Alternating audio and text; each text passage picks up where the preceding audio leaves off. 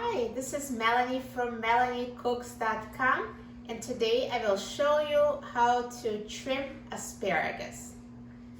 The first step to trimming asparagus is to take one stalk and just naturally break the bottom. It will snap at the correct place where the bottom is tough and the top is tender. So we discard the bottom and we eat the top part. And once you broke one stalk, line it up with the rest of the bunch, and it shows you where to cut the rest. So once you line it up, find the spot where you broke the stalk and just cut the rest of the asparagus in the same place. And that's all there is to trimming the asparagus. Discard the bottoms.